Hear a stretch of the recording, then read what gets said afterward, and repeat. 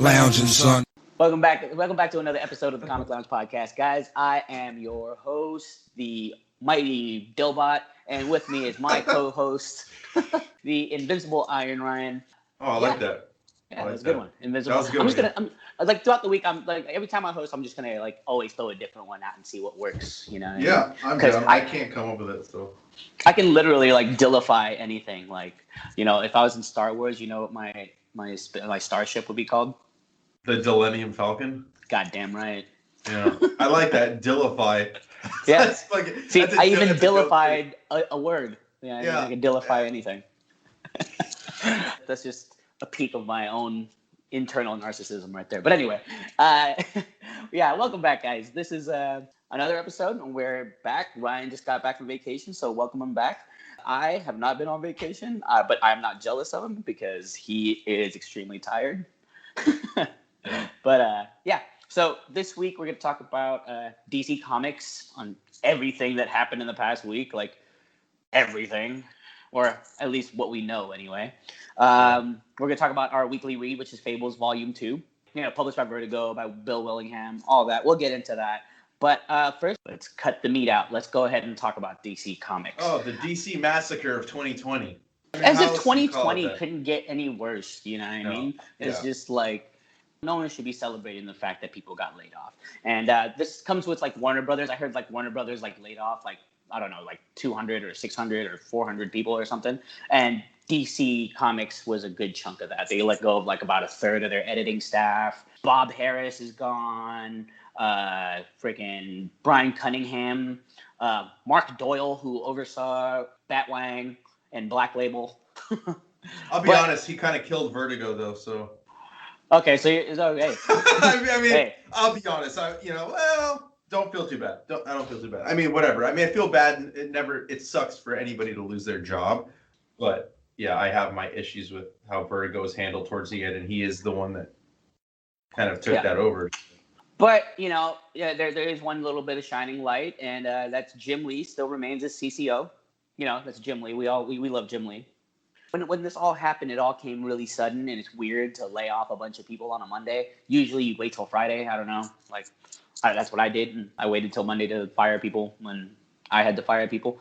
Yeah, it's just weird. So Jim Lee just recently did a interview with the Hollywood Reporter. One of the main fears is that, you know, Warner Brothers was going to come in and they were going to stop printing comic books and like switch over to OGNs. But Jim Lee actually cleared that up. They're actually still going to publish comic books. And he said, you know, comics still serve a lot, and I quote, comics serve a lot of different purposes. And one of them is a great way to incubate ideas and creating the next generation, the next great franchises.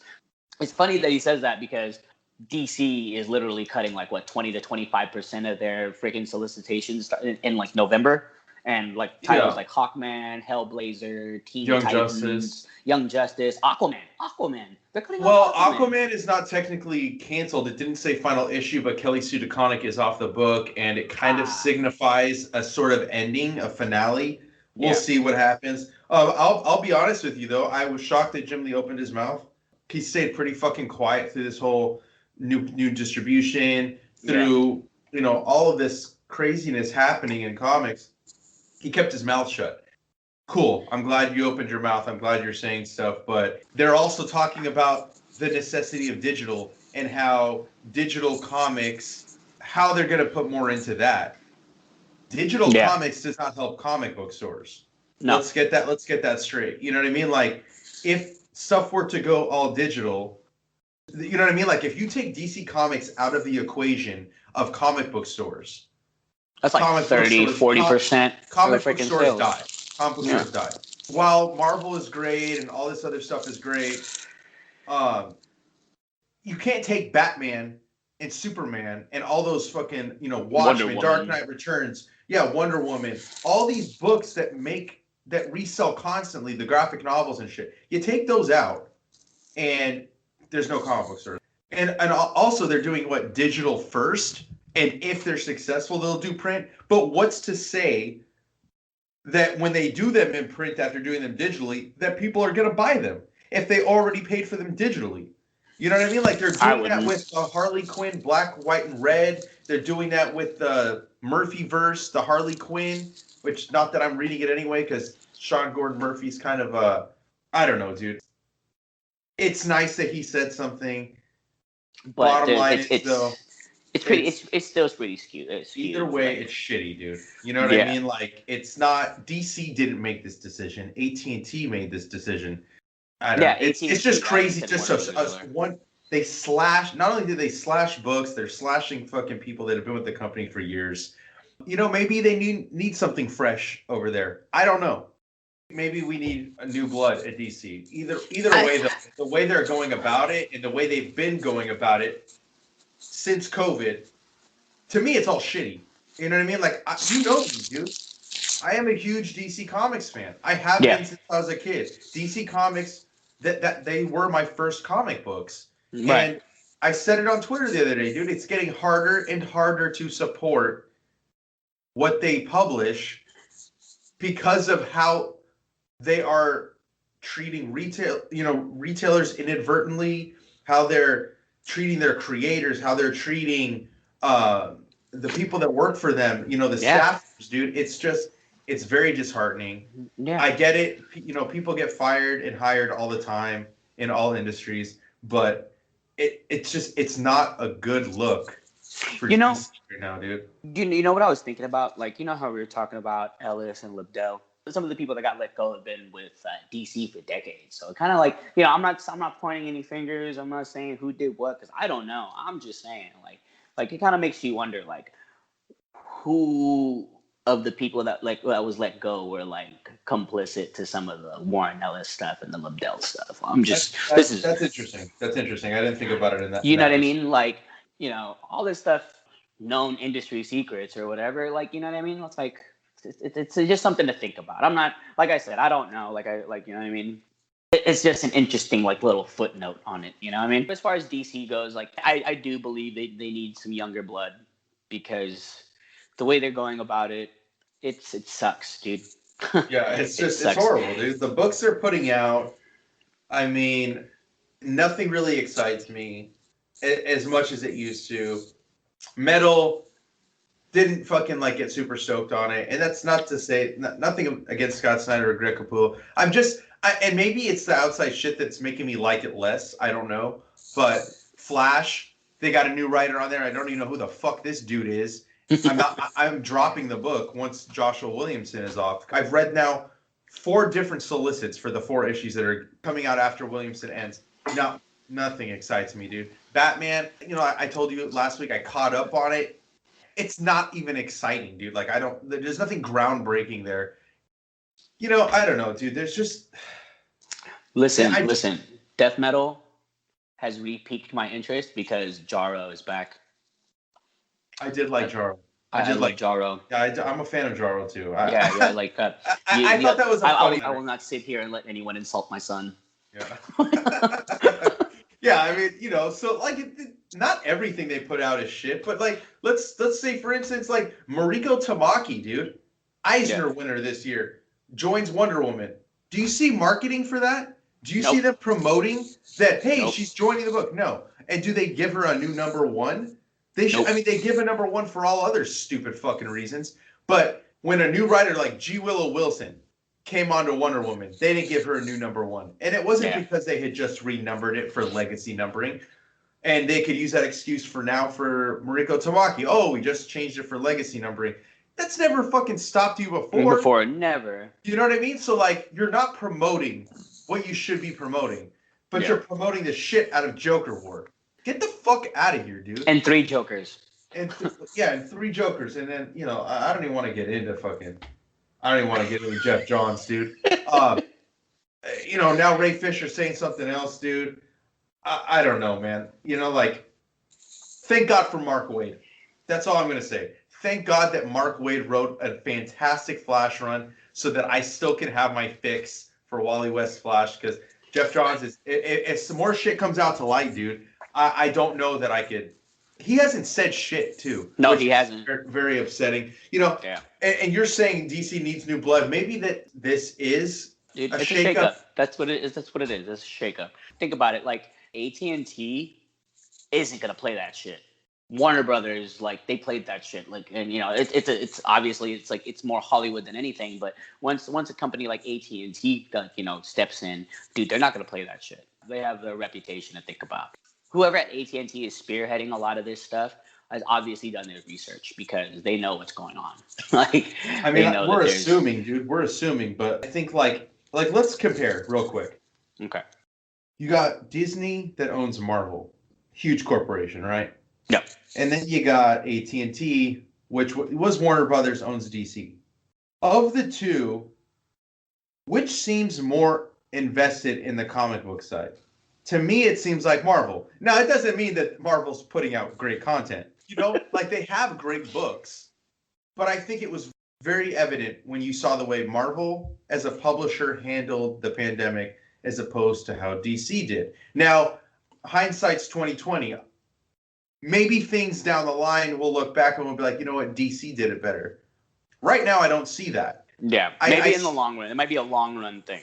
I don't know. It just seems, and maybe it's because Marvel's movies are better, and so they care more about creating new stuff and keeping the comics alive because that's what feeds the movies and the shows and all that shit. Mm-hmm. But that's Warner Brothers' fucking fault, not DC's fault. Warner Brothers just can't put out a good fucking movie.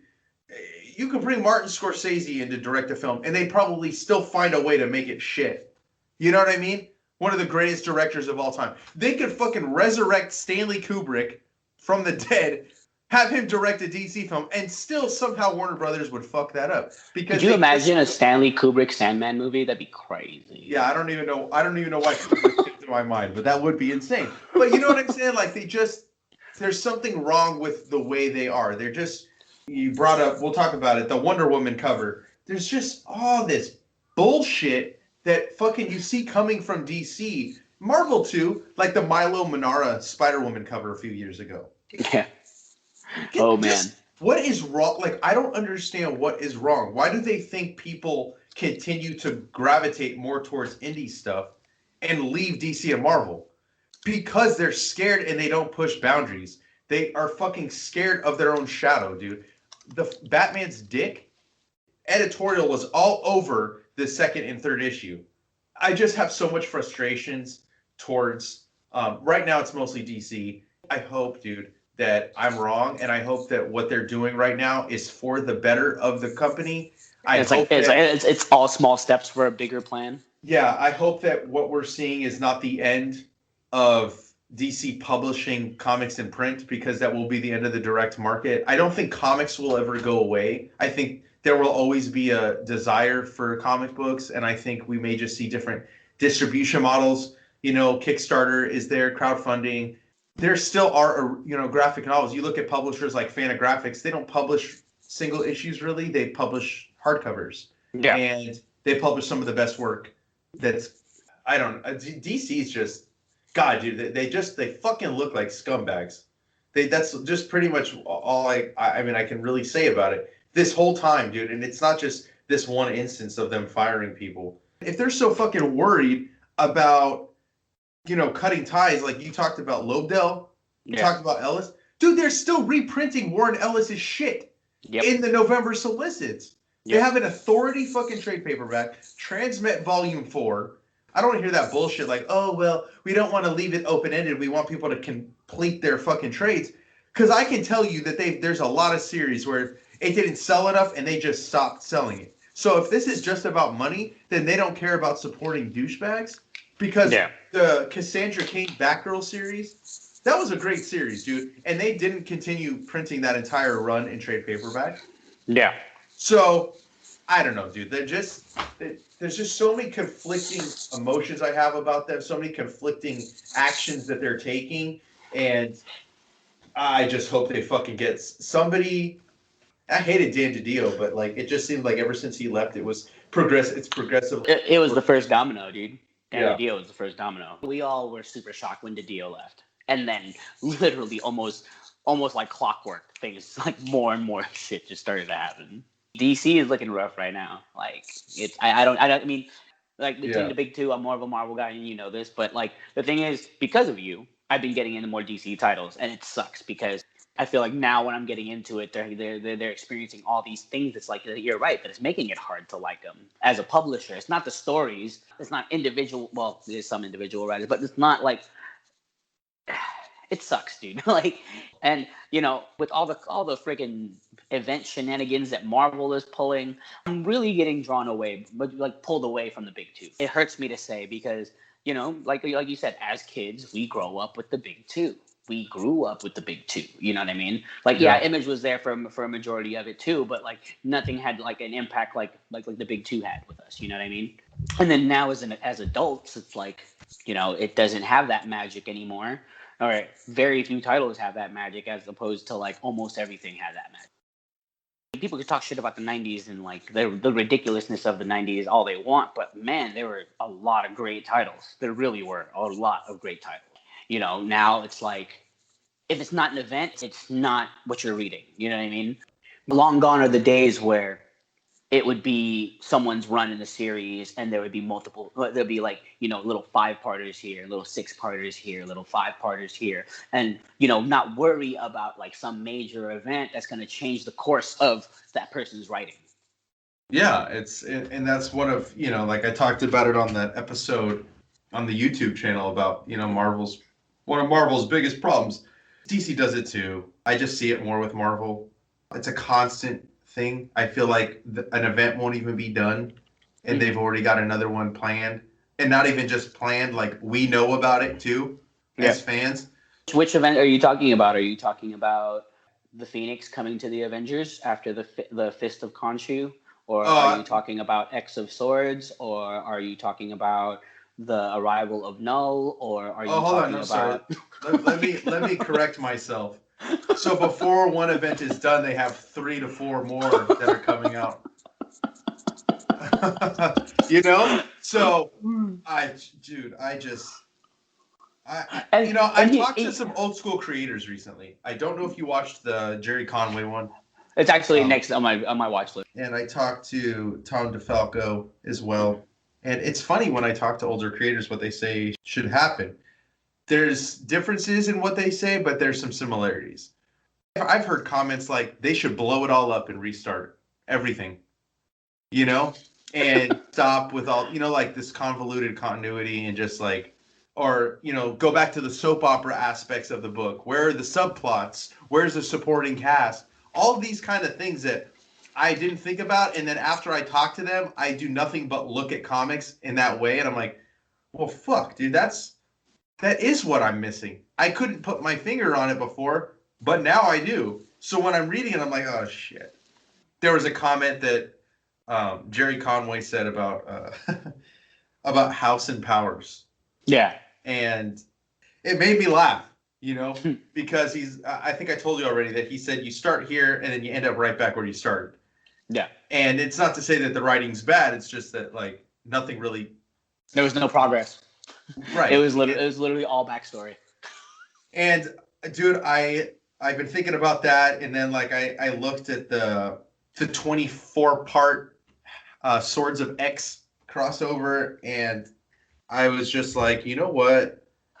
I'm about this close to just taking X-Men off of my pull, because not that I don't like the X-Men book, but it's already doing this, and it's like, so you're telling me if I only get X-Men, all I'm gonna get is part 6 and 14 of the story. And those numbers might be wrong. I don't know exactly where it falls in line, but that's just an example. I don't want to do that. I don't want to feel like I'm missing out. And I work at the shop. I could take it home and read it. I also don't want to read 24 parts of a fucking story in that short of a span. No, dude. I'm just not about that, man. If I want to read one book in a line of books, like, for instance, like, X-Men in the X line, or let's say Detective Comics in the Batman line, because Detective is better than Batman in my opinion. Yeah, I agree. Dude, it's just crazy. You know how painful it is for me to say that, like, I really am not going to pick up anything X-Men related for the next couple months? You know how much I love the X-Men. That they hold a special place in my heart. And I know they hold a special place in a lot of people's hearts. Dude, but my the heart thing too. is, Yeah, you know, like, cool. Still, you know, come on, dude. Let's go. Let's fucking go. Like I still hear the animated characters' voices when I read caption bubbles. Like Wolverine still sounds like he ate a frog. Like, you know what I mean? like you know, friggin' Rogue still sounds like a really bad Southern accent. Yeah. But you know what I mean? Gambit. Have you ever noticed that Gambit's like his accent in the cartoon like faded in and out? Sometimes he'd speak totally straight, other times he'd speak totally Creole, other times he'd speak like it was weird. But anyway, I digress. Gotta listen. But all right.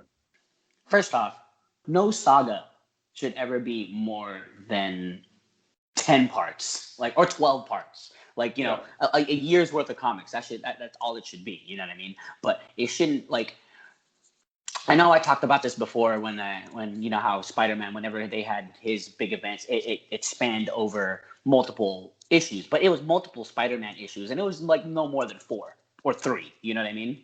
Mm-hmm. But the simple fact that this whole Dawn of X thing has been leading up to this X of Swords thing, where it's crossing over everywhere. Like, do you see the checklist? The checklist is ridiculous. I know. It's on par with that metal checklist that they just updated. Did you see that shit?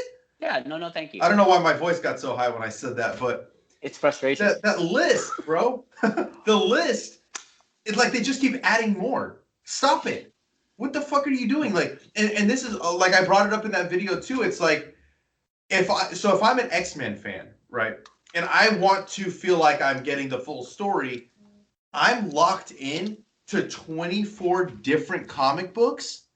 I'm not rich, and with the state of the world, the economy, so I could potentially only be able to afford those X-Men books and nothing else, which leaves me no room to try other titles. And I think that's also, it's just, and those are just going to be small blips of jumps in the sales for certain books, and then they're gone. So you're not sustaining readership. I don't get why they think that that's a good business model. Don't you want to, like, not just have a spike of increase in profits? Don't you want to, like, sustain that? Yeah. Like, that doesn't, I don't know. We could go on forever talking. We can. So. We really can. And you know what? Don't think that, I just don't want our listeners to think that we fucking hate these guys. Like, the thing is, it's like, and we understand that people need work, and we understand that people need to do things, but like, these massive events aren't it, bro. No. And the consistency of these massive events aren't it. When there's an event, it's supposed to have long-lasting effects, but long-lasting effects only last until the next event, and the next event is literally like a month after one ends. Like, do you remember Contagion? I don't. What is that? Yeah. Contagion. Like Marvel Contagion. Like that thing where the plants started, I don't know, like plants started invading the Marvel universe or something. Like, they're getting possessed by plants. I don't know, it was weird. But no one talks about that. It's like, you know how we are always talking about, we don't talk about the Clone Saga, or we don't talk about Onslaught. like I'd rather read the fucking Clone Saga than the shit. I'd rather read the Clone Saga. And you can quote me on that. Hashtag I'd rather be reading the Clone Saga. Damn, that's the one. Yeah. I'm serious. Damn. Dude. Yeah, dude. That shit hit my soul. Yeah, dude, straight up. Anyway. At least the Clone Saga gave me the fucking Scarlet Spider, you know? Yeah. Shit. Yeah. Freaking Scarlet Spider. That was cool. How hip-hop was that? He literally was a Spider-Man with a hoodie. I want a commission of that from you. Okay, so speaking of art, I don't know if you want to cut this out later, but I took into account what you said about, like, how my style was super bombastic and, like, how I just really didn't care. So I've been drawing stuff. I haven't been posting it, but I've been drawing stuff, and I'll show it to you. I'll show it to you maybe a little later today. But, like, I've been just, like, kind of, like, being more liberal with my anatomy, and it's looking pretty good, dude. Yeah, if nobody's claimed that Ninja Turtle, I want it. That shit looks dope. I already knew you were gonna say something, but it's a 4-piecer. It's gonna be all the four. It's gonna be the 4 brothers, dude. But each of them are doing a different pose, and it's gonna be dope. Oh my god, I can't wait. Yeah, don't worry. I got you covered. I already put that aside for you. I already knew you were gonna say something. So Yeah, I was show's like, dope. Ryan's gonna love this show. Just put this aside for him. Yeah. Okay. Anyway, let's get All back to right. it. Yeah.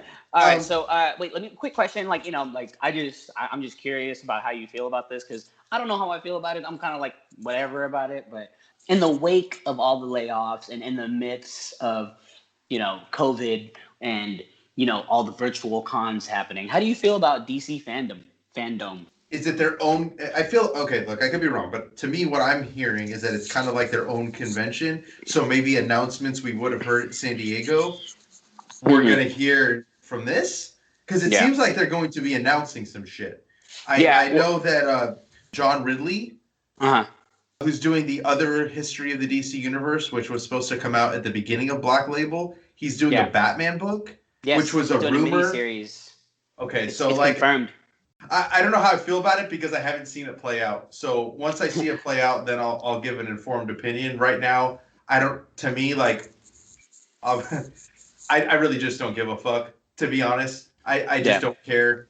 It's like D23. It's like Disney's little announcement con. The Twitter is actually calling fandom Snyder Con. That's hilarious. Which Snyder? Zack Snyder? Zack Snyder. Or is it Scott and Zack Snyder team up to do the ultimate Snyder cut? Dude, that'd be amazing. Death Justice Metal League, dude. Death Justice Metal League featuring Jaro. Yeah. Dude, DC should be paying us for these ideas, dude. We're giving them for free right now. I know. We're just handing them out. We're just like, but see, this is all the more reason why they should pay us because we'll give them the ideas that we're not sharing. Yeah, that's true. Yeah, but yeah, okay. Like just real quick, let's talk about this Wonder Woman. Speaking of movies, Wonder Woman 1984 has a comic coming out, to coincide with the release of the movie, and Robin Eisenberg dropped the variant cover that the softies, I'll call them softies, really took offense to because it has the proportionate. You mean the sensitive fucks? Yeah, the softies. Yeah. Like the people really took offense to because it had the proportions of a woman. And let me tell you. Like, okay, so I posted it on my Instagram story, and let me tell you, like, the response I got from non-comic reading females was just absolutely beautiful. It was great. It was because I was like, oh man, I love this. Like, is there any way I can get this? It's like, oh yeah, just go to a comic shop and let them know that you want this, or And then I asked individually each of them why they liked it, and it's like, and one of my friends, she was like, I'll be honest with you, I have that body shape, and I feel like I could wear an outfit like that, and it makes me feel good that knowing that Wonder Woman's depicted like that. I'm like, yes, absolutely, hell yeah, go get that outfit, wear what you want, girl. That's on you. Everyone's having a conniption. Like the people who were having a conniption about it were literally like, oh, this is the kind of crap that DC has been letting artists get away with. Like, no one wants to see this, or this isn't my Wonder Woman, or it was crazy, dude. And it's all over a variant cover that wasn't even over sexualized, or like it's. Yeah, dude. I mean, I heard there's a cover that people didn't like. I kind of looked around. I confirmed it with you before we got on the first started recording. And when I saw it, I was really offended, dude. I was offended that anybody opened their fucking mouth against it. Right. Like, shut the fuck up. Who cares, man? Like, this is an artist's interpretation. You know what I mean? Like, it doesn't matter. Like, what? I don't even understand how that could be perceived as not okay. So Wonder Woman's thick. Whatever, dude. You know what I mean? Like, you see cosplayers of all skin tones and everything, dude. You know what I mean? Like, I've seen a dude dressed up in a Wonder Woman costume at a Comic-Con. I didn't go up and tell him, hey, I'm offended, bro. Go change that. Like, everybody's allowed to express themselves however they want, dude. That is our fucking right as human beings. And if this artist, if Robin Eisenberg, who, by the way, I started following because I love her style, dude. I think it's awesome. And I'm going to message her if I can find a way to contact her to tell her that I think she's pretty dope, dude. Yeah. But she's allowed to express her artistic vision however she sees fit. And if people don't like it, keep your fucking mouth shut. It's Nobody fun. asked for your fucking opinion, dude. I'm so close to getting off of Twitter. If I didn't need it for promotional and marketing purposes for the, for our podcast and the YouTube channel and the site, I wouldn't even be on there because I can't stand sometimes the hate, dude. Like originally I got on there because like I knew like, oh, writers are kind of teasing shit on here. So that's, I went on there because of that. But over the last 2 years, since I have been active somewhat, dude, I can't stand the fucking It's hate. crazy. Twitter. Twitter is really a shitbird, dude. Like it's crazy. Like I don't like you said. I'm only on there. I'm only on there for promotion, and every now and then just to say something funny that like that's whatever. But like like it's crazy because the people who took offense to this are the people who get defensive over other people saying that some pictures of superheroes are overly sexualized. Like, you know what I mean? Like they're like, oh, like they get mad when you criticize like a J. Scott Campbell thing. It's like, oh, artists should be able to express whatever they want, and then Robin Eisenberg drops this, and it's like, oh, that's horrible. Oh, you shouldn't be depicting that. Like, what are you even saying? Like, look in the mirror, bro. What do you look like? Do you look like any of these fucking superheroes that you freaking idolize? I don't. I don't. But like, you know how much it would mean to me if someone if someone it's just representation. Representation is what comics is supposed to be about. And not everyone can look like a freaking Amazon. Not everyone can look like a Kryptonian. Like, so what? Every now and then, a variant cover, not even like anything canon. It's literally just an artist's interpretation of what's going on. That if you're offended by that, then maybe you shouldn't be reading comics, bro, because like you obviously don't get it. Yeah, it's fucking stupid. I mean, exactly. We could go off on this too. This could literally be a full episode. We'll definitely continue to talk about this. For any of you guys listening, if you want to throw in the comments or suggestions or whatever, if you'd like us to kind of like do episodes where we don't necessarily cover a specific book, or maybe we split up the episodes, let us know, because I'm up for it. Not a huge deal to kind of divide our conversation in half. We're not doing it on this episode, but in the future, let us know what you think. Yeah. Because some of the topics can go on forever. We should definitely like have guests for that too. That'd be good. Because that way people don't get like tired of just hearing you and I. Dude, nobody gets tired of hearing you and I. What are you talking about, bro? I don't get tired of hearing you and I, but I mean, I love talking to you. My brother said that he loves listening to you and I talk, and that we can really sell a book. But he thinks that you, Jen, and I have really great chemistry talking, and that he really enjoys, or he's enjoyed the 2 episodes where we talked. He said he loved last week's episode. And I was like, dude, I had to edit the shit out of that episode. I felt like I was all over the place that episode, dude. So did I, but dude, we should have heard it before I edited it. Oh, man. Holy shit, dude, that took me 3 days to edit. Well, I thank you for your service, sir. Anyways, let's start talking about Fables. All right, Fables Vol.2, Animal Farm. All right, written by Bill Willingham, pencils by Mark Buckingham, inks by Steve Leialoha. There you go. Steve Leialoha. Colors by Dan Vozzo. Letters by Todd Klein. Todd Klein's been in it for a while, man. Anyway, series covers by James Jean, edited by the almighty Shelly Bond, published by Vertigo. It's all right. You want me to start? Because this is my first run. Yeah, I would love to. I can't wait to hear your thoughts. So. Okay, look, check it out. First and foremost, they killed the homie Colin, bro. Like I knew that was gonna piss you off, dude. First off, bro, like, look, he was a pawn in all this, bro. And speaking of pawn, what all this is, it's I definitely like this volume more than I like the first volume. While the first volume was definitely more of a whodunit noir type of feel, this one was more like Orwellian in its way, like George Orwell, Animal Farm, 1984, like the whole uprising thing of trying to take back their homelands, the Fable lands. Let me explain what's going on here. So Rose Red Rose Red and Snow White, they go upstate New York where there's this ginormous farm, this whole big-ass plot of land where all the animal fables live because they can't live in regular society. And when I say animals, I'm not just talking about the 3 little pigs. I'm not just talking about the 3 billy goats gruff or the 3 blind mice, but I'm talking about everything. I'm talking about the little cards in Alice in Wonderland. I'm talking about the giants, the dragons, the freaking lions and the tigers, and basically a lot of Kipling characters.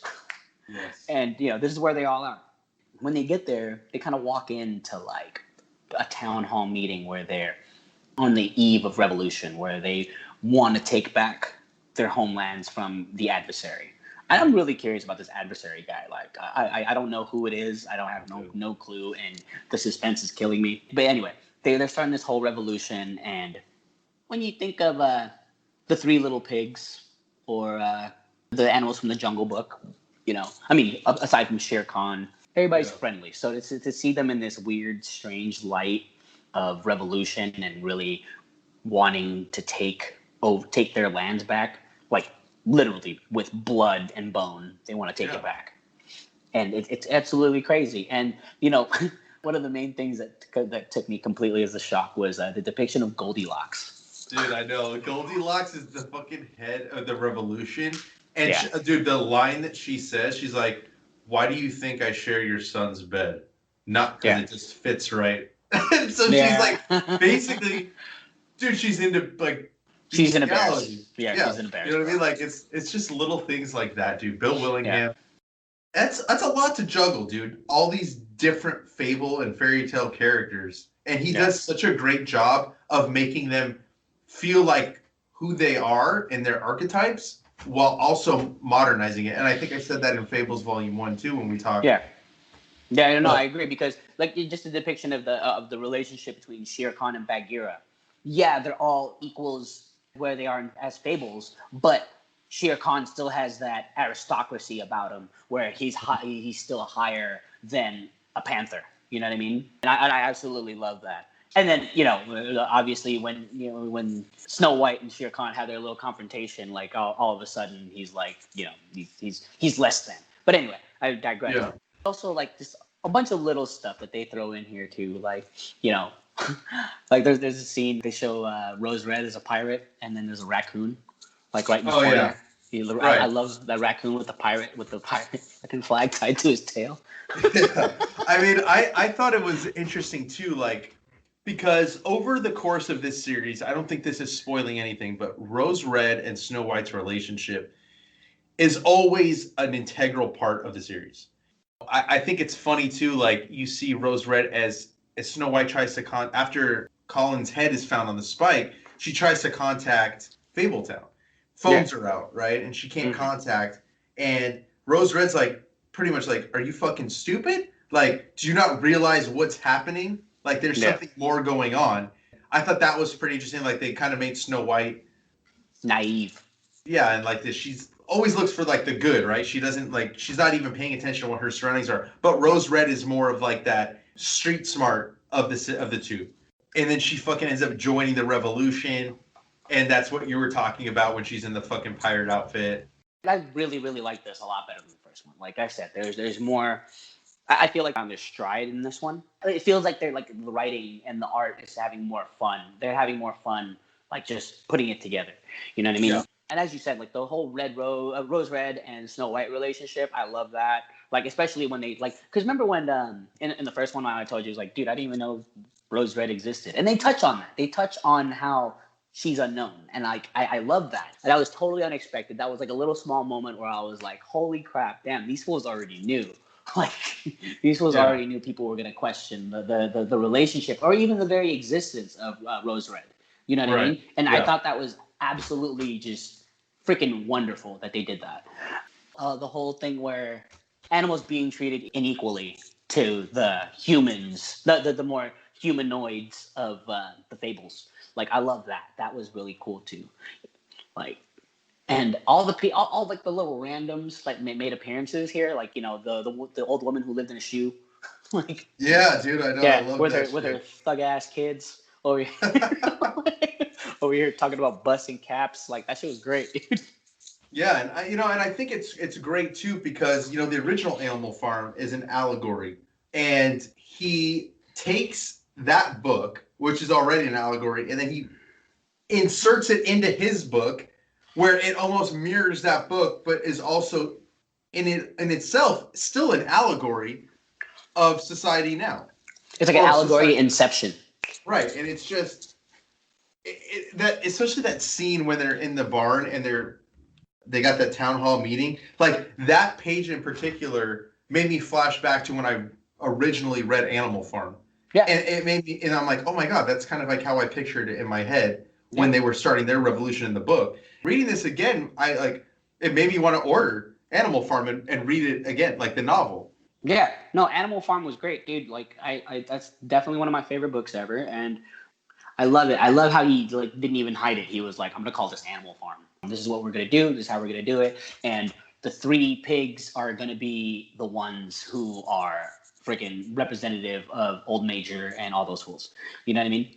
Yeah. Like, and it's crazy. And some of the stuff that they brought up too was also pretty cool. Like how the one that they put in charge of the animals in Animal Farm was always a human.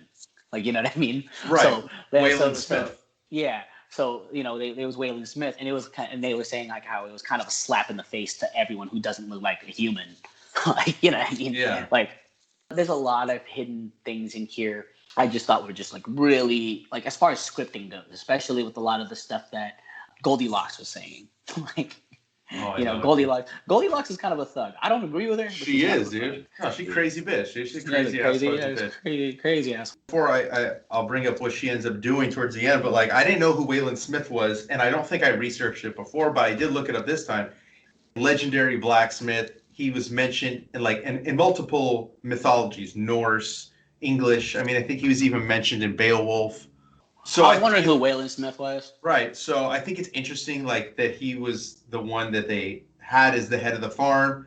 And while he does look human, he is kind of like, he's got those furry arms and shit, which it doesn't look like regular hair. It looks like literally patches of fur. I like the scene where they're showing him, like, he's building all these guns and stuff, right? And the little contraption he builds for the tortoise and the hare, where like it'll fit on the tortoise and the hare will man the machine. Will fire it, yeah. Yeah, I thought that was fucking funny. And then I liked the part where, like, because Snow White gets trapped, and this is after Rose Red. We learn that she's a part of the revolution and stuff.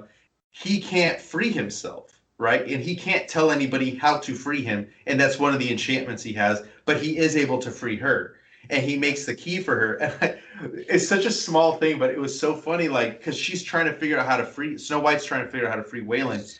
And she tries all sorts of things. And then she finally gets the bright idea to try the key that she tried on herself. And then he just calls her out. He's like, so you didn't try anything? You didn't think to try the key that I made for your lock?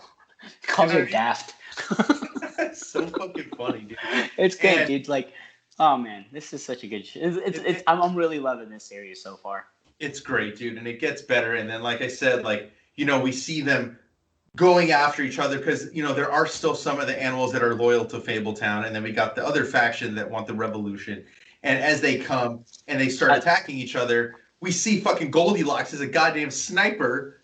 Yeah, snipes Snow White off the roof. This isn't spoiling anything because, I mean, you can find it online. But shoots her straight in the head. She doesn't die, though. And that's what touches on what you were talking about. Rose Red said, nobody remembers her. Nobody knows who she is. But Snow White gets capped in the head, but she survives. And the only reason she survives, and this is the first inkling we get of this, is that the Mundies' belief and love for Fable characters influences their power. So she's essentially immortal because, like, she's never forgotten.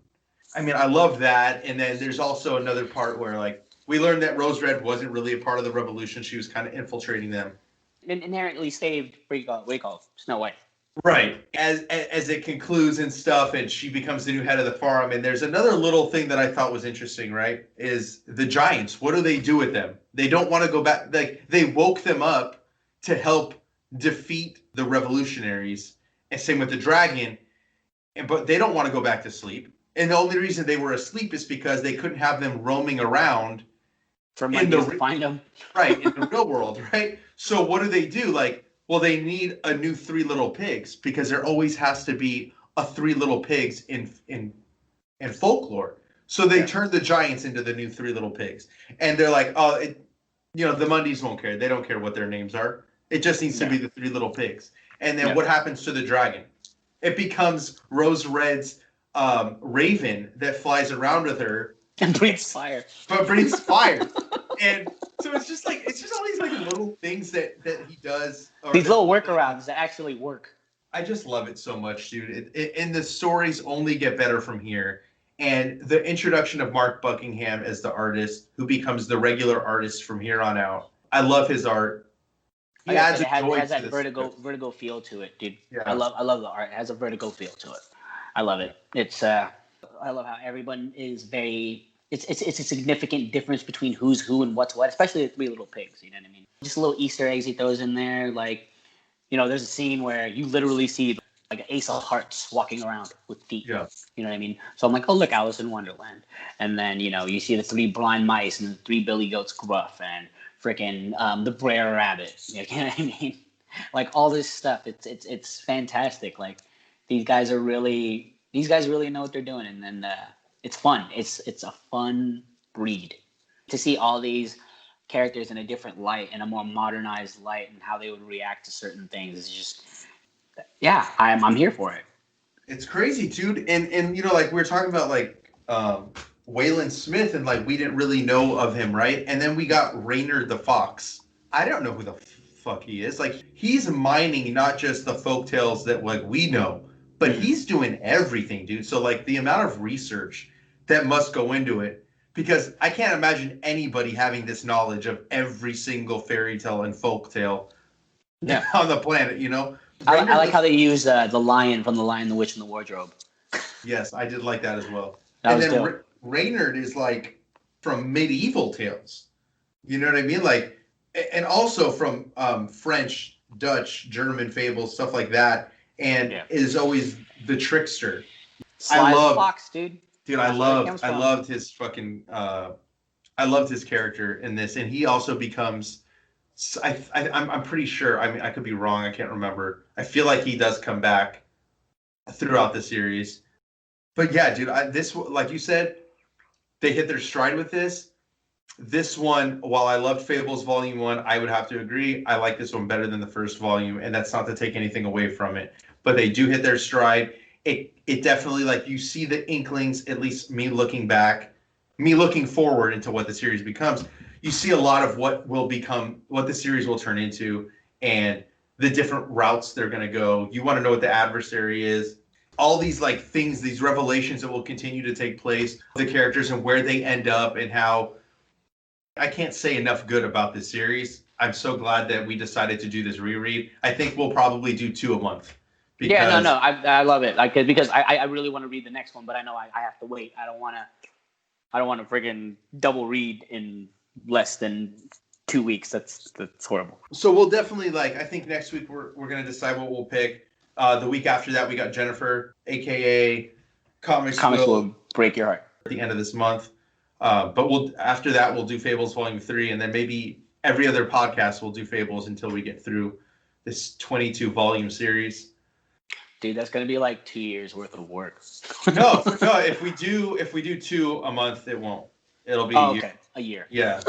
That's why I was like, fuck, we can't do 1 a month. That'll take us an eternity to finish, Plus, I kind of want to reread it, and I too have to hold myself back because I don't want to read it twice in a month either. You know what I mean? Like, yeah, that's like the worst thing, because then it feels like a chore at that point.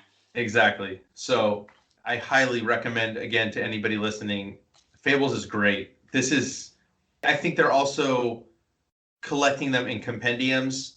I think they're still in print, though. The trades are still available to order. They have collected editions, I believe. It's deluxe editions. Yeah, so I definitely... I see there's 15 deluxe editions.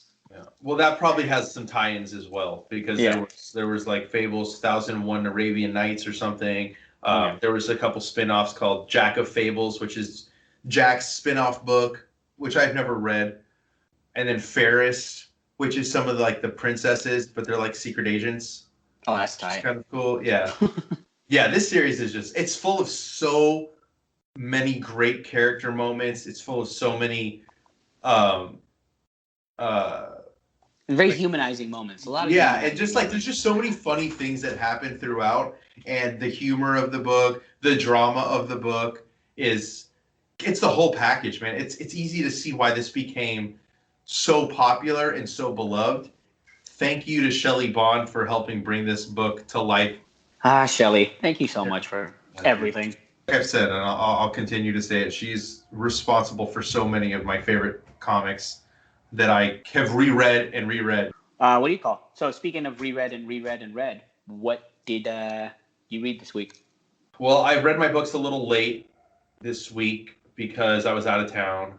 I did read some stuff while I was out of town, like the last couple mornings, because I woke up early and I didn't want to work on my computer. I read Punk's Not Dead. 2 volumes of that. That was some of the Black Crown books that Shelly Bond sent me over. And then I also read House Amok, which was another Black Crown book. That one was okay. I liked the Punk's Not Dead. That was pretty cool. That was like, the main character, he ends up seeing a ghost, and it's Sid Vicious from the Sex Pistols. Yeah. And he rolls around with him, and it was just. I don't want to say more than that. I don't think you need to hear more than that, because like that alone should sell you on the book. It was great. It was really fucking cool. I also I read a book, an advanced copy of a book called Maids by Katie Skelly. I interviewed her this morning before we recorded. Oh, nice. She's an awesome cartoonist. She's done all her stuff is indie, so you'd have to like look up some of her stuff. But I think you'd definitely enjoy it.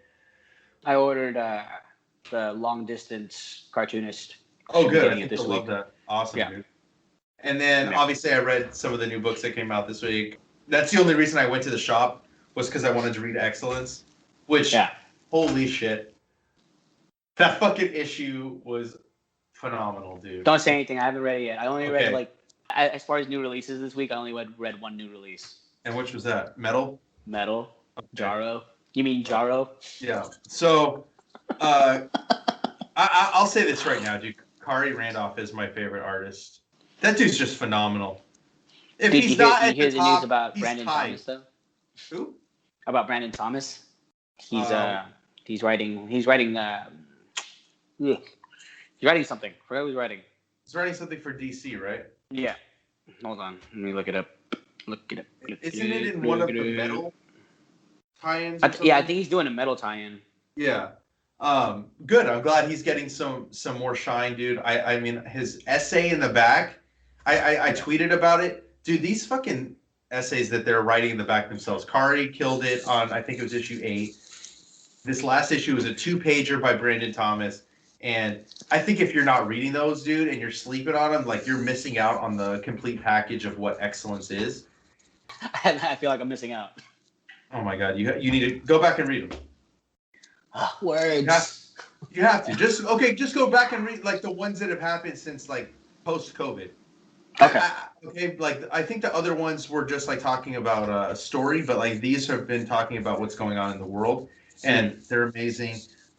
Yeah, nothing else really stood out this week reading wise. I did pick up the Cruel Summer hardcover because I'm a Brubaker fan. Yeah. Speaking of Brubaker. Yeah, dude. Oh, good segue. Yeah. Speaking of Brubaker, I read Pulp. This is great. This is great writing here. Hashtag Ryan's always right. Dylan's always late to the party, but also not really that late. So yeah, you're not that late. I got here when they brought the beer. It's fine. Yeah. Well, plus you guys are sold out at your shop. Yeah. We're totally, completely sold out. So I read it, dude. This is so well written, dude. And it's like, when you look at it, it's totally not. It's not what you think it is by looking at the cover. This is like a classic case of never judge a book by its cover. But throughout the entire story, never judge a book by its cover. Yeah. And it's fantastic, and it's heartbreaking, but it's also heartwarming. The art, man, Sean Phillips, fantastic, dude. It is set around 1930s pulp comics. That's the main kind of theme throughout the thing, and the way that Sean Phillips's art style in this is just fantastic. It really does feel like a pulp comic book. Like, I feel like this should be printed on like a huge, magazine style freaking book. You know what I mean? But yeah, like everything about it is great. You feel for all the characters, no matter there's not a single character wasted here. No. Every character is a really solid character. There's no miscellaneous characters. There's no everyone that's presented to you is important in their own way, and it's fantastic. I love it. Like, I suggest everyone go pick it up if it's not sold out at your shops. And yeah, aside from that, if it's not sold out at your shops, we got plenty at Collector's Paradise. Yep, there you go. They just ordered 50 more copies, I think. Yeah, that's all your fault. You're just gonna keep on selling them. Oh, so check it out. So I blasted through 4 years of Injustice. Oh, I saw that. 4? You mean 5? No, I just started 5. Okay, because I saw in your Goodreads, I was like, what the fuck, Dylan? What the fuck have you been doing since I've been gone, dude? Like, we were talking about year 1 and 2 last time. Yeah, and that was Friday. Yeah. Jesus. Yeah. So I blasted through 4 years of Injustice. Look, dude, it's really good. It's really good. And yeah, I'll check it out. Like, I keep on telling you, like, dystopian Superman, I don't agree with him, but man, he's written really well. I mean, that's a testament to Tom Taylor. I think Brian Buccellato takes over writing, right? He takes over year 4. Year 3 was kind of wavering for me because I feel like Tom Taylor was just kind of getting over it. It's year 3 because so each year kind of has like a theme to it. So year 1 is obviously kind of tells you what happens. It gives you like the origin. Then year 2 is like the perspective in a galactic way.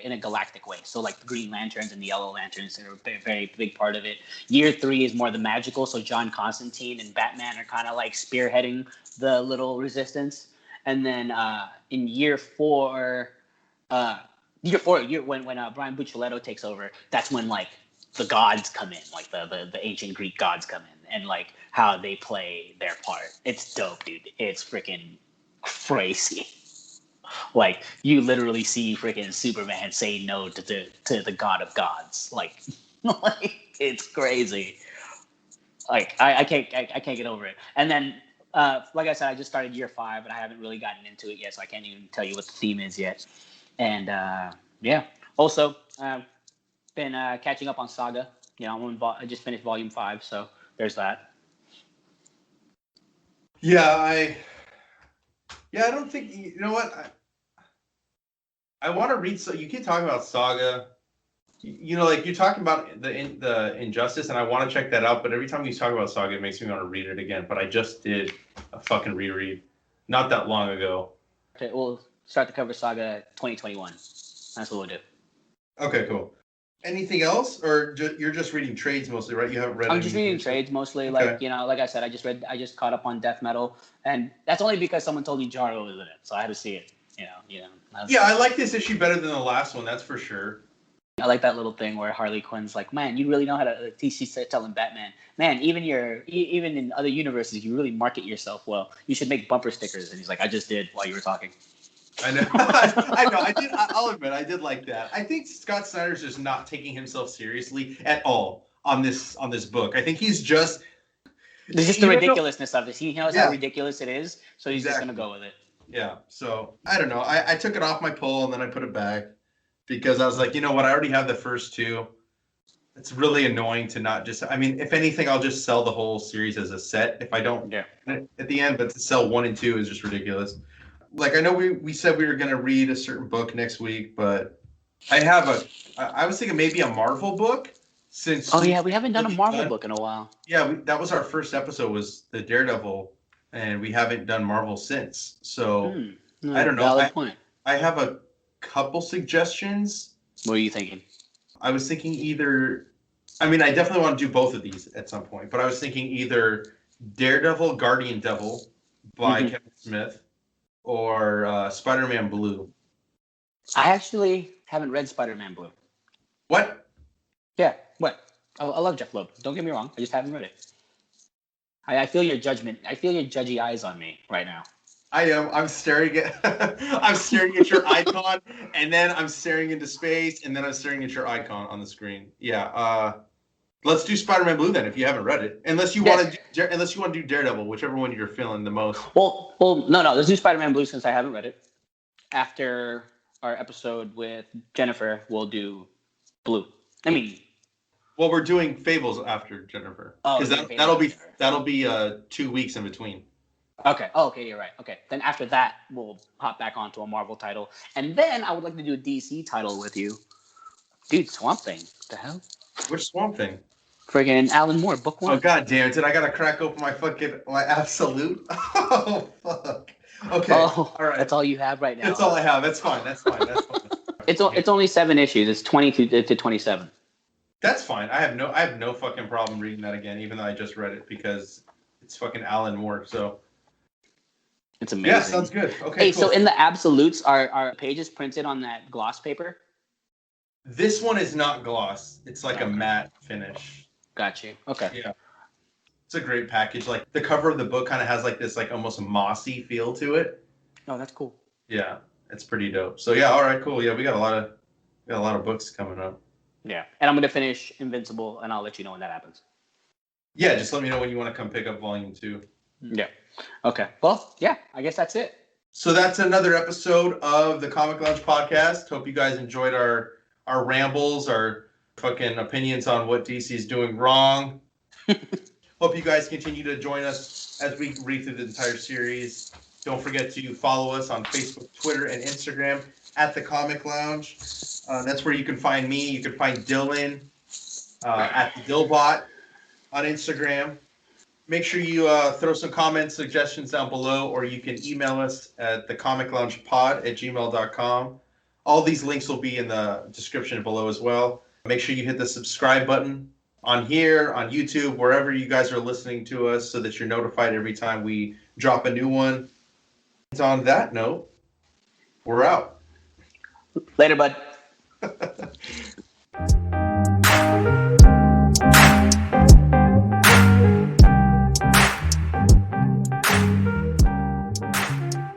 Lounging, son.